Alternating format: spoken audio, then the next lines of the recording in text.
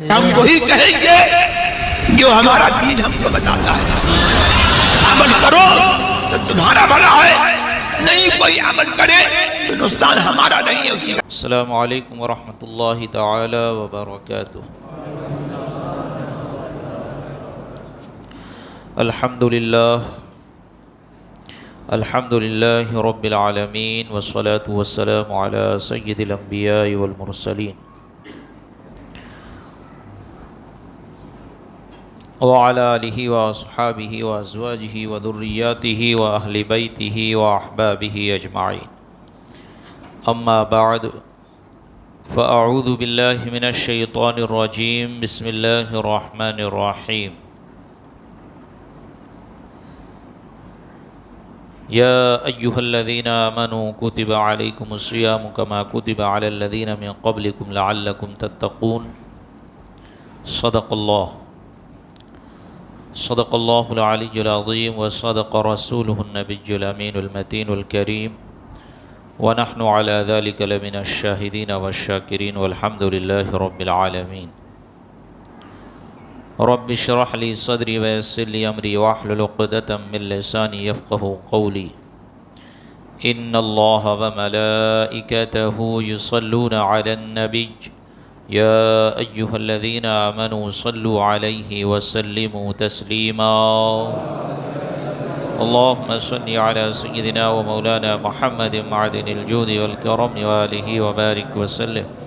صلاة و سلام علیک یا رسول اللہ، صلاة و سلام علیک یا حبیب اللہ، صلی اللہ تعالی علیک وبارک وسلم تسلیما دائما ابدا.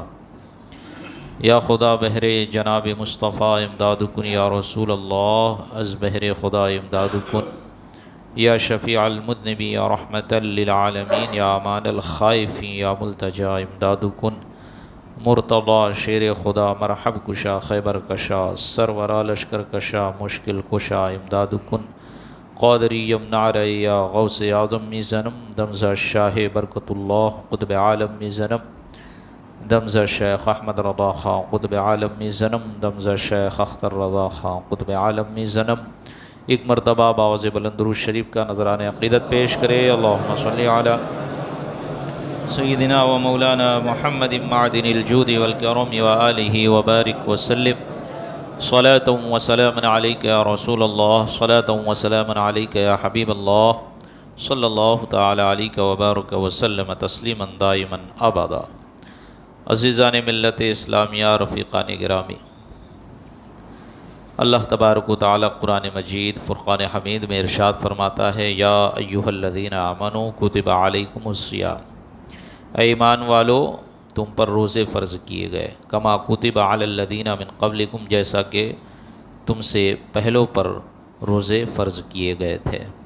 اس سے سمجھ میں آتا ہے کہ امت مسلمہ پر روزے فرض کیے گئے اور امت مسلمہ سے پہلے جو سابقہ ہے ان تمام پر بھی اللہ تبارک و تعالی نے روزوں کو فرض کیا.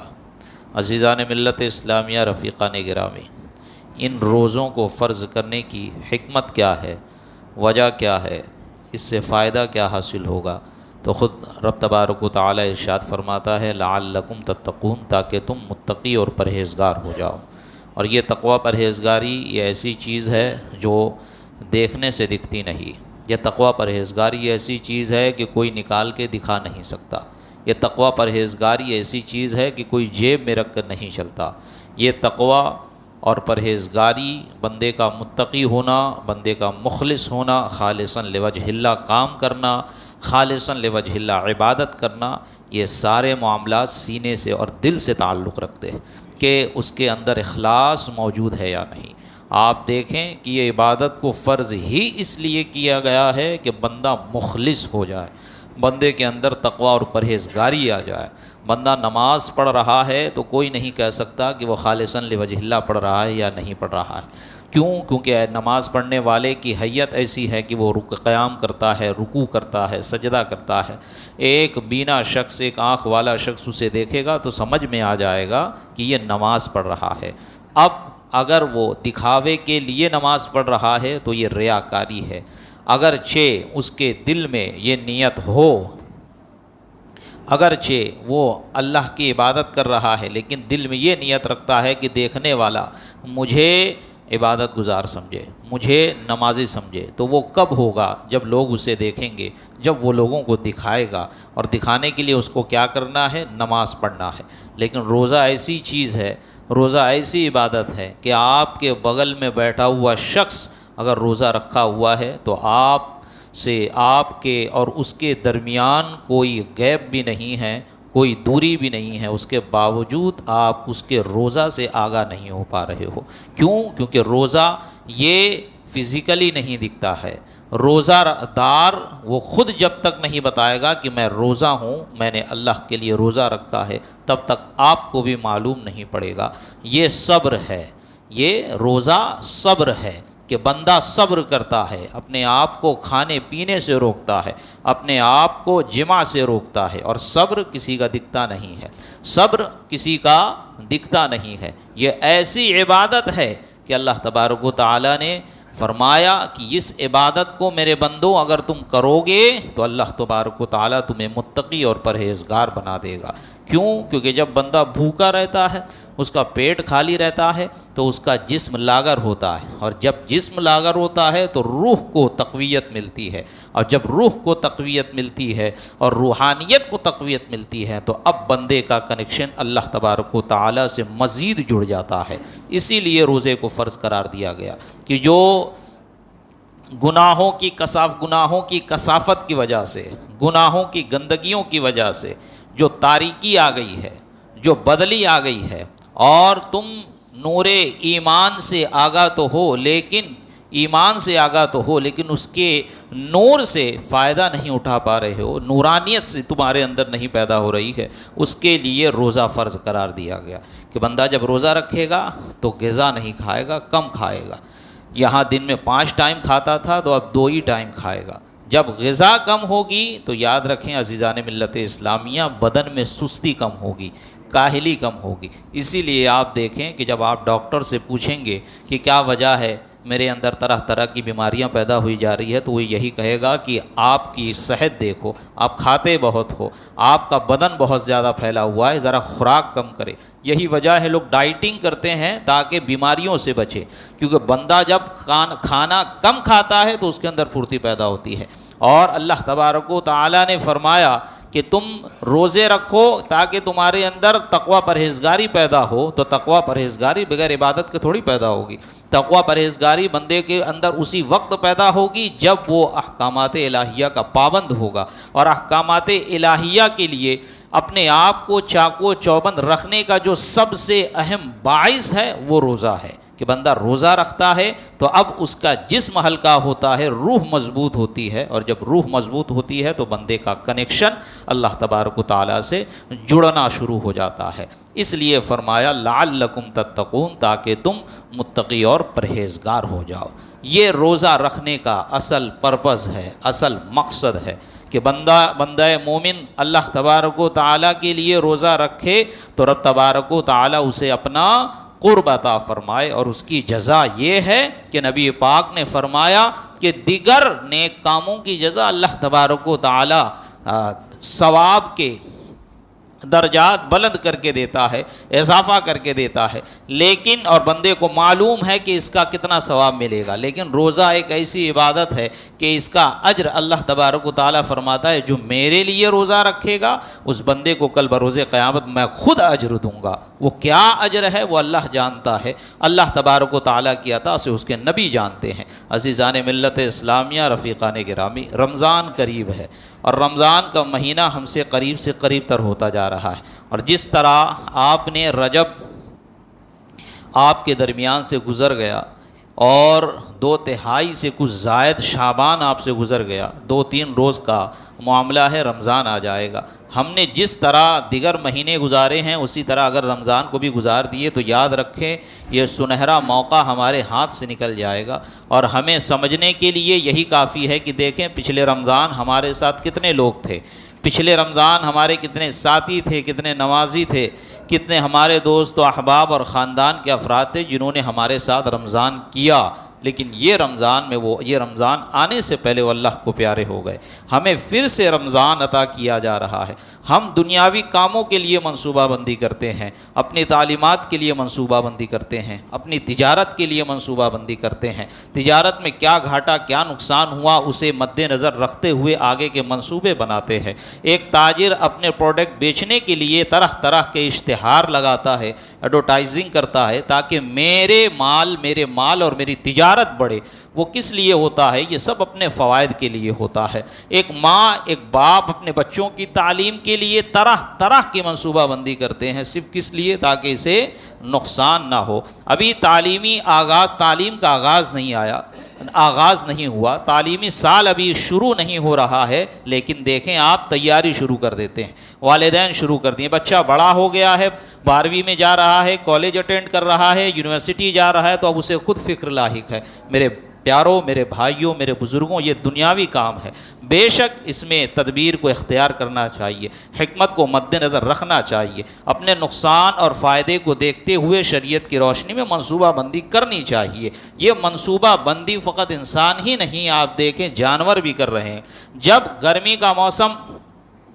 ٹھنڈی کا موسم آنے والا ہوتا ہے اور گرمی اور ٹھنڈی میں جو فرق ہوتا ہے وہ ایک جانور بھی سمجھ رہا ہے. سوکھے کے لحاظ سے جانور اپنی نقل مکانی کر رہے ہیں کہ جہاں پانی ہو اس علاقے میں چلا جائے کہ اب سوکھا پڑے گا.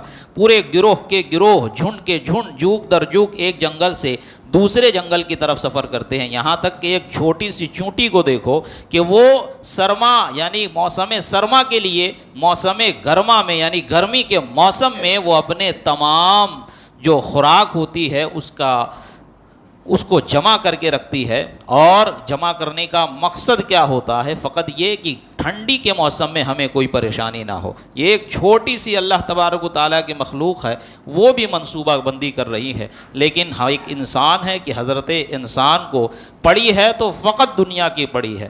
دنیا کے لیے طرح طرح کے منصوبے ان کے پاس ہے. دنیا بچانے کے لیے، دنیا کمانے کے لیے، دنیا میں آگے بڑھنے کے لیے سب کے پاس منصوبہ بندی ہے. لیکن اگر فکر نہیں ہے تو اپنے آخرت کی فکر نہیں ہے. جبکہ اللہ تبارک و تعالیٰ نے ارشاد فرمایا قل متاع الدنیا قلیل والآخرۃ خیر لمن اتقی.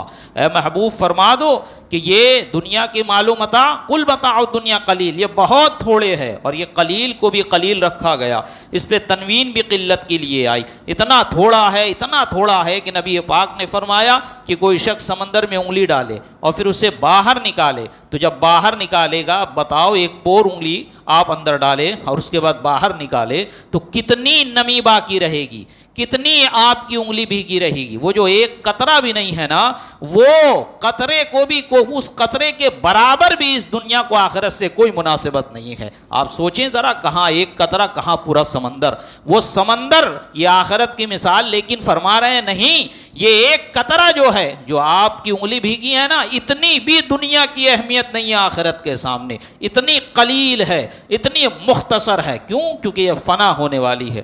والآخرۃ خیر لمن اتقی. اور آخرت کس کے لیے ہے؟ جو دار بقا ہے وہ متقی اور پرہیزگاروں کے لیے ہے. متقی پرہیزگار وہی ہوگا جو اللہ تبارک و تعالیٰ پر ایمان رکھتے ہوئے، ایمان کے تمام تقاضوں کو پورا کرتے ہوئے اس کی عبادت و ریاضت میں مستغرق ہو، اس کے احکام کی پاسداری کرتا ہو، اس کے مامورات پر عمل کرتا ہو اور منہیات سے بچتا ہو.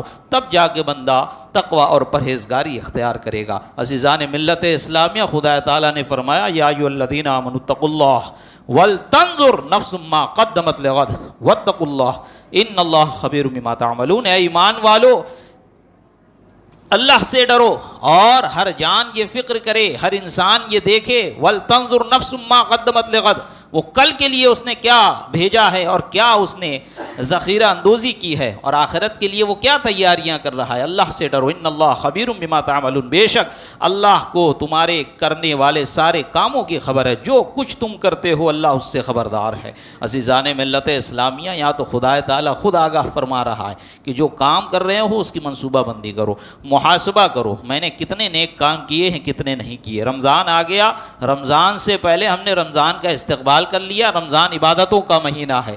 رمضان وہ مہینہ ہے کہ جس میں صحابہ کرام کے رمضان کے آنے سے پہلے شعبان کا چاند دیکھتے تو اپنے سینے سے قرآن کو لگا لیتے، تلاوتوں میں مصروف رہتے، زکوٰۃ دینے والے جلدی جلدی اپنی زکوٰۃ ادا کر دیتے۔ کس لیے؟ فقط اس لیے کہ جو غریب ہیں، نادار ہیں، فقیر شرعی ہے، مسکین ہیں، ان کے پاس مال ہو جائے، ہم زکوٰۃ دے دیں، یہ ان کا حق ہے، تو وہ بھی صحیح طور پر رمضان گزار سکے اور رمضان کی تیاریاں مکمل کر لے۔ رمضان میں یہاں وہاں نہ گھومیں کہ ہمیں زکوٰۃ دو، اور رمضان میں یہاں وہاں نہ گھومیں کہ ہمیں صدقہ فطر دو۔ ان کے پاس رمضان سے پہلے ہی مال و اسباب آ جائے تاکہ وہ بھی ہماری طرح اچھے طریقے سے رمضان گزار سکے اور اپنے آپ کو عبادت کے لیے فارغ کر لیتے۔ جو تاجر حضرات ہوتے ہیں وہ تاجر حضرات دیکھتے کہ ہمارا کیا نقصان ہوا ہے، کس سے کیا وصولنا ہے، کس کو کیا دینا ہے، سب اپنی ذمہ داریاں سے فارغ ہو جاتے۔ جو حکام ہوتے، ذمہ دار ہوتے، وہ حکام اور ذمہ دار قیدیوں پر نظر کرتے کہ کون قیدی ہے جس پر حد قائم کی جائے،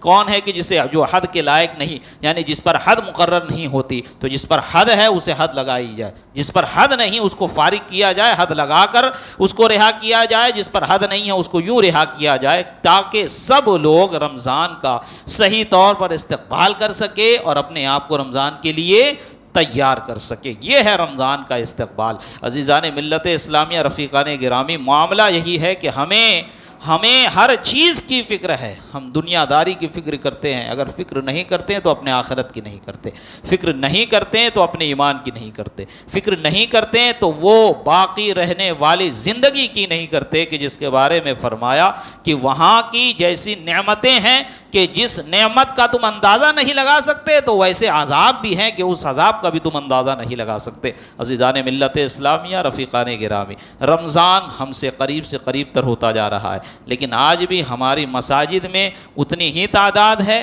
جتنی تعداد غیر رمضان میں ہوا کرتی ہے۔ اب اچانک رمضان میں ساری عوام مسجدیں بھر دیں گی، یہاں تک کہ جو 5 وقتہ نمازی ہیں کوئی 5ویں صف میں دکھے گا، تو کوئی جس کو صحن میں جگہ مل رہی ہے تو کسی کو پہلے مالے اور دوسرے مالے پہ جگہ مل رہی ہے، اور وہ حضرات کہ جو فقط رمضان نماز پڑھنے آتے ہیں تو وہ پہلی صف میں نظر آئیں گے، کوئی امام کے قریب سے قریب تر نظر آئیں گے۔ اب کئی سال میں ایک بار مسجد آیا ہے تو اب مسجد کی خرابیاں بھی نظر آئیں گی، اب اس کے بعد امام اور مؤذن کی خرابیاں بھی نظر آئیں گی۔ 5 وقتہ میں تو ان کا پتہ نہیں، سال بھر ان کا پتہ نہیں، یہ سال میں ایک بار آنے والے نمازی، اچھی بات ہے، بہت اچھی بات ہے کہ عبادت کرنے آتے ہیں، کیا فقط رمضان ہی کے لیے نماز فرض کی گئی ہے؟ کیا رمضان کے علاوہ آپ پر نماز فرض نہیں ہے؟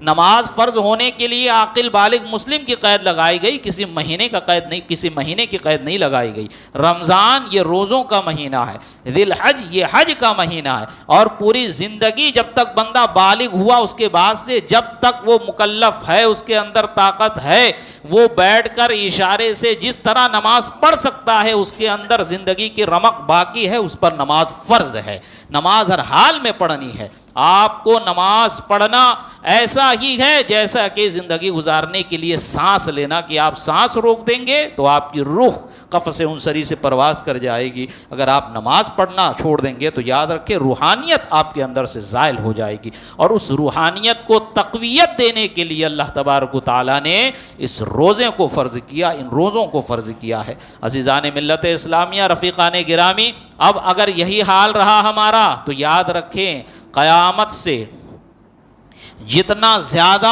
زمانہ قریب ہوتا جائے گا، دنیا قریب ہوتی جائے گی، یاد رکھیں اتنی زیادہ فحاشی بڑھے گی، اتنی زیادہ ہی لوگوں کے اندر غیرت مرتی جائے گی، اتنا زیادہ ہی لوگ گناہوں کے قریب ہوتے جائیں گے، اتنا زیادہ ہی ہماری مسجدیں خالی ہوتی ہوئی نظر آئیں گی، برکتیں اٹھا لی جائیں گی، رحمتیں اٹھا لی جائیں گی، شرم و حیا اٹھا لیے جائیں گے، عدل و انصاف اٹھا لیے جائیں گے۔ آپ دیکھیں جگہ جگہ دیکھیں، قدم قدم پر ناانصافی ہو رہی ہے، فقط گورنمنٹ جو مرکز میں بیٹھی ہوئی ہے وہی ناانصافی نہیں کر رہی ہے، آپ اپنے گھر کا جائزہ لیں، آپ اپنے محلے کا جائزہ لیں، آپ اپنے علاقے کا جائزہ لیں، جو جس کے ماتحت آتا ہے، جو حاکم ہے، جو جس کی رعایت ہے، اس رعایا سے متعلق اس حاکم سے سوال کیا جائے گا کہ آپ نے حدیث نہیں سنی، بارہا میں نے آپ کو سنایا ہے۔ عزیزان ملت اسلامیہ، رفیقان گرامی، یہ زمانہ آخری زمانہ ہے، اور دن بدن یہ قیامت سے قریب ہوتا جا رہا ہے،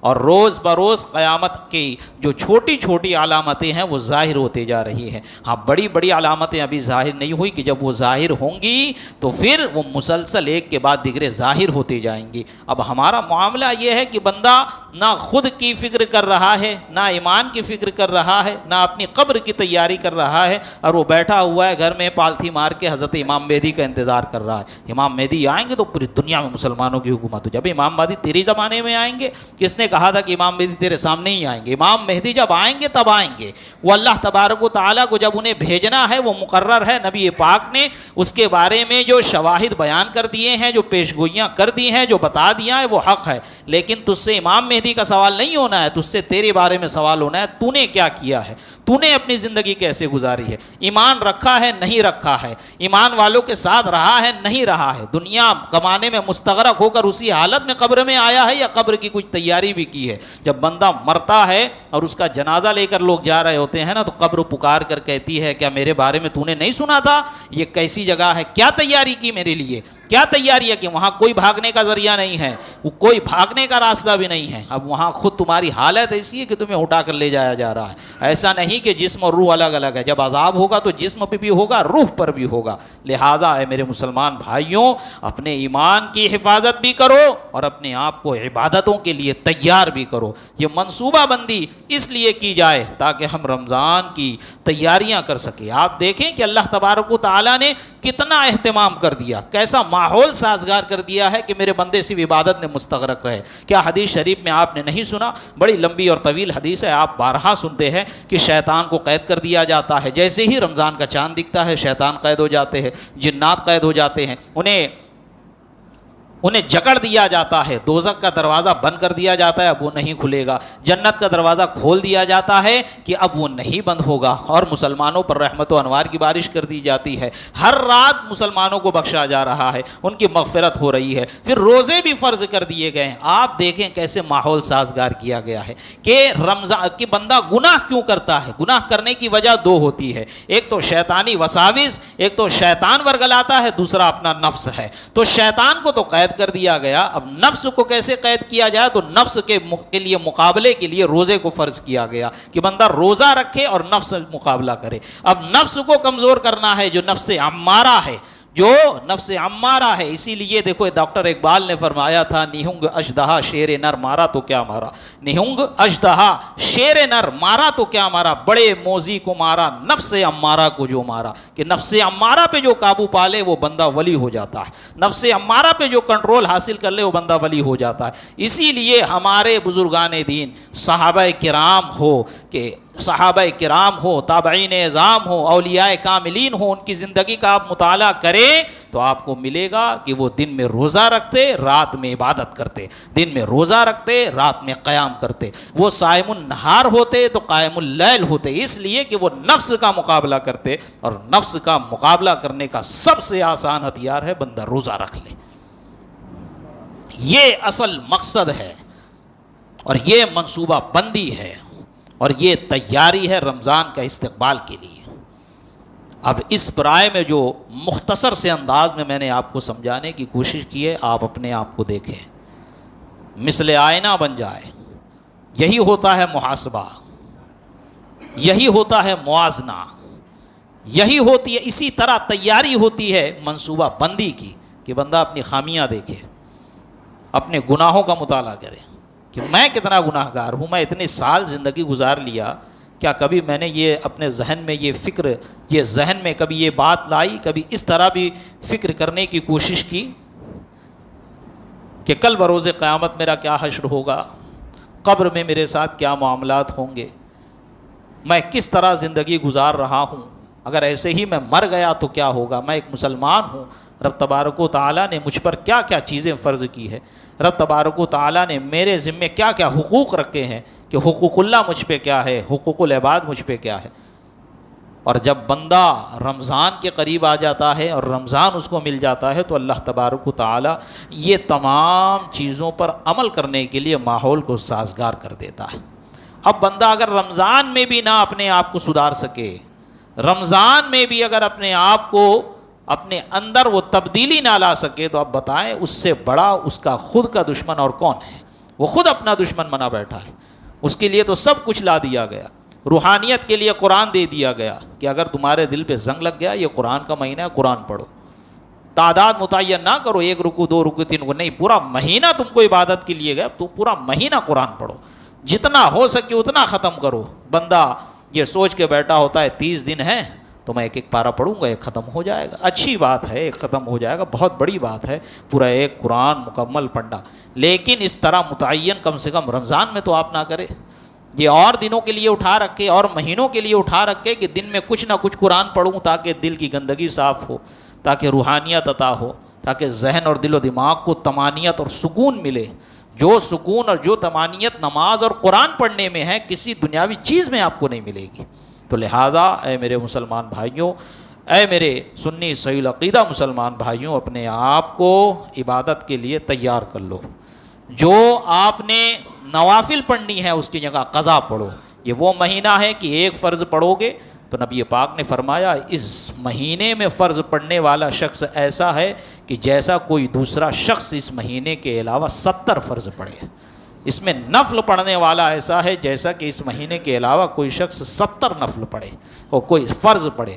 تو آپ سوچیں نفل کا ثواب فرض کے برابر ہے اور فرض کا ثواب 70 فرض کے برابر ہے. تو لہٰذا اپنے آپ کو اس کے لیے چاق و چوبند کر لو، اور اس کا آسان طریقہ یہ ہے کہ اپنے آپ کو عبادت کے لیے تیار کر لو تاکہ آپ کی سول کو پیوریفائی ہو جائے، آپ کی روح کو صفائی اور پاکیزگی مل جائے اور روحانیت آپ کے اندر پیدا ہو جائے اور اللہ تبارک و تعالیٰ سے آپ کا کنیکشن جڑ جائے. اللہ تبارک و تعالیٰ کی بارگاہ میں دعا ہے مولا کریم ہم تمام کو صحیح طور پر رمضان کے استقبال کرنے کی توفیق رفیق عطا فرمائے.